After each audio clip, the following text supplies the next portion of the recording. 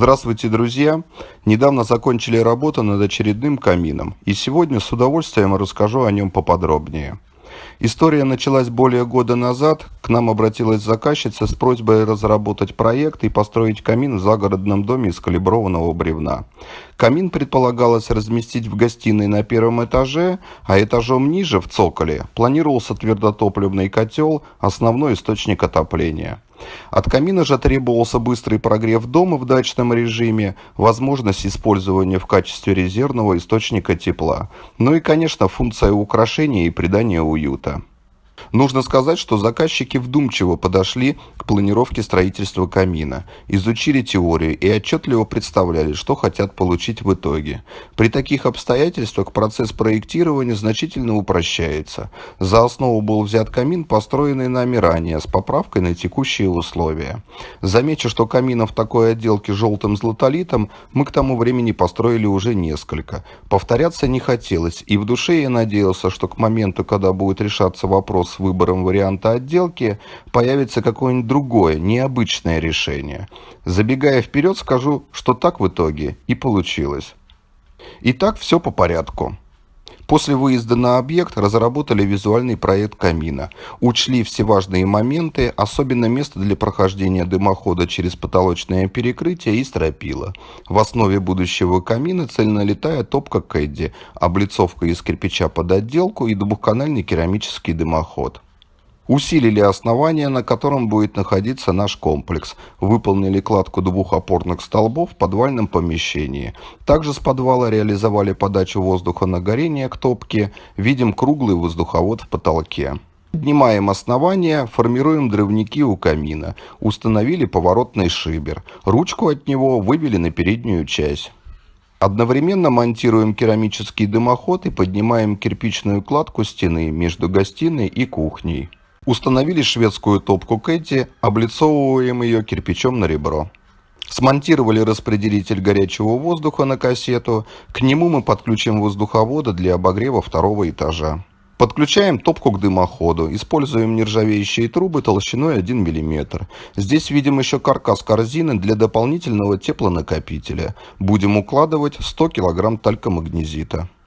Процесс идет, осталось совсем немного.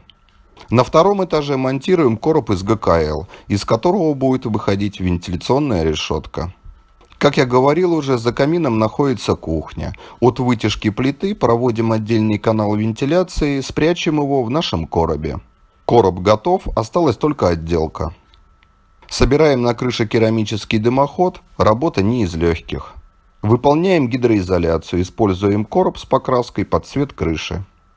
Вот так выглядит камин после первого этапа. Такие камины, как правило, строим в два этапа. Сначала в черновой облицовке, потом отделочные работы. Такой камин полностью работоспособен, и более года он в таком виде периодически отапливал дом, в котором продолжались отделочные работы. За это время и родилось решение по итоговой отделке. Серо-зеленый галтованный златолит на стены, коричневый лимезит на полке. Что получилось, судить вам, но заказчики в восторге, да и исполнители ощущают удовлетворение от проделанной работы.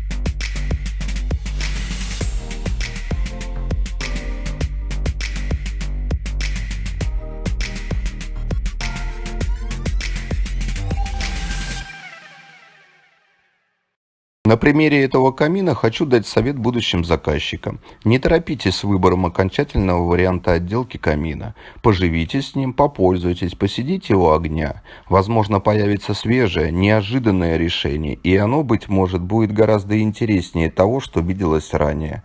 Ведь камин в кирпичной облицовке под отделку – идеальный полигон для творчества. И вашего как заказчика, и нашего как исполнителя. На сегодня у меня все. Подписывайтесь на канал, следите за новостями. С вами был Хиакинин Михаил, компания «Море печей».